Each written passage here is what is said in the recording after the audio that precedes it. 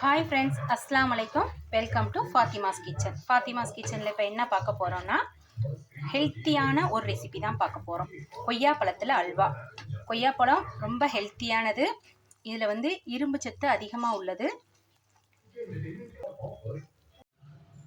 கொய்யாப்பழ அல்வாவுக்கு நம்ம வந்து இப்படி ஒரு 2 பழம் எடுத்திருக்கேன். நான் ஒரு 1/2 கிலோ பழம் எடுத்திருக்கேன்.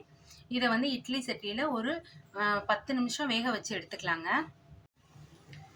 10 மினிட்ஸ் ஆயிடுச்சு. இப்போ இந்த பழத்தை எடுத்து ஒரு பிளேட்டில் மாற்றிட்டு நம்ம ஒரு 10 நிமிஷம் ரெஸ்ட்டு கொடுத்துக்கலாம். வேக வச்ச கொய்யாப்பழத்தை ஒரு 10 நிமிஷம் ரெஸ்ட்டு கொடுத்துட்டு இந்த மாதிரி கட் பண்ணி இதில் உள்ள விதையெல்லாம் ஒன்றும் இல்லாமல் எடுத்துடணுங்க.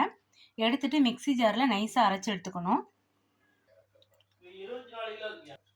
இந்த மாதிரி மிக்ஸி ஜாருக்கு மாற்றி நைஸாக அரைச்சி எடுத்துக்கோங்க. இந்த மாதிரி நைஸாக அரைச்சி எடுத்துக்கோங்க. அரைச்சி எடுத்துட்டு ஒரு அடிகனமான பாத்திரத்தை அடுப்பில் வச்சுக்கலாம். இப்போ வந்து நம்ம வந்து அரைச்ச கொய்யாப்பழ இதை நம்ம வந்து ஒரு அடிகனமான பாத்திரத்தில் எடுத்துக்கிட்டோம். இப்போ வந்து இதோட வந்து 1 கப் சர்க்கரை சேர்த்து நல்லா கலந்து விட்டுருங்க. கலந்து விட்டுட்டு அடுப்பில் வச்சு கிண்டிகிட்டே இருக்கலாம். இந்த மாதிரி கலந்து விட்டு கிண்டிக்கிட்டே இருங்க. ஒரு 5 மினிட்ஸ் கிண்டிகிட்டே இருக்கலாம்.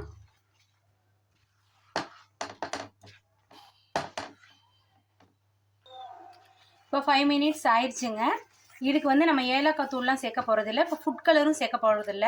இதுக்கு வந்து நான் பீட்ரூட்டை அரைச்சி சாறு எடுத்து அதில் வந்து 1 ஸ்பூன் வந்து கோதுமை மாவு கலந்து இதோட சேர்த்துடலாங்க. கலருக்காக இதோட சேர்த்துடலாம். சேர்த்து விட்டு நல்லா கிளறி விட்டுறலாம். ஃபுட் கலருக்கு பதிலாக நீங்கள் இந்த மாதிரியும் சேர்த்துக்கலாம். இல்லை ஃபுட் கலர் தான் வேணும்னாலும் நீங்கள் ஃபுட் கலரும் ஆட் பண்ணிக்கலாம்.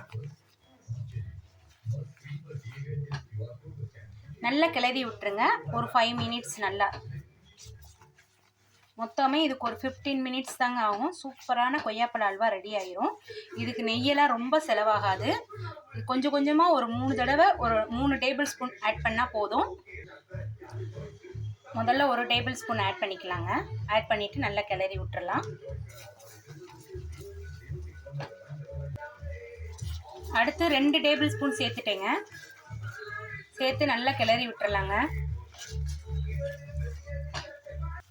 இப்போ நல்லா அல்வா பதம் வந்துருச்சுங்க. நான் இதுக்கு வந்து வெள்ளரி விதை சேர்த்துக்கிறேங்க. சேர்த்துட்டு நல்லா கிளறி விட்டுடலாம். இப்படி சட்டியில் ஒட்டாமல் சூப்பராக வந்துடும். இதான் வந்து அல்வாவோட பதம். இந்த மாதிரி நீங்களும் வீட்டில் செய்து அசத்து பாருங்கள். சூப்பராக இருக்கும். அவ்வளோதாங்க, கொய்யாப்பழத்தில் அல்வா ரெடி ஆயிடுச்சுங்க. இதே மாதிரி நீங்களும் வீட்டில் ட்ரை பண்ணி பாருங்கள். இப்படி பதம் வந்து சட்டியில் வந்து இப்படி ஒட்டாத அளவுக்கு வரணும். நான் வந்து ஒரு 5 டேபிள் ஸ்பூன் நெய் ஆட் பண்ணியிருக்கேன். நீங்கள் கூடுதலாக வேணும்னாலும் ஆட் பண்ணிக்கலாம். அவ்வளோதாங்க. இந்த மாதிரி ஹெல்த்தியான ஒரு ரெசிபி நீங்களும் குழந்தைங்களுக்கு செஞ்சு கொடுங்க. இந்த வீடியோஸ் பிடித்திருந்தால் மறக்காமல் சப்ஸ்கிரைப் பண்ணுங்கள் ஃப்ரெண்ட்ஸ்.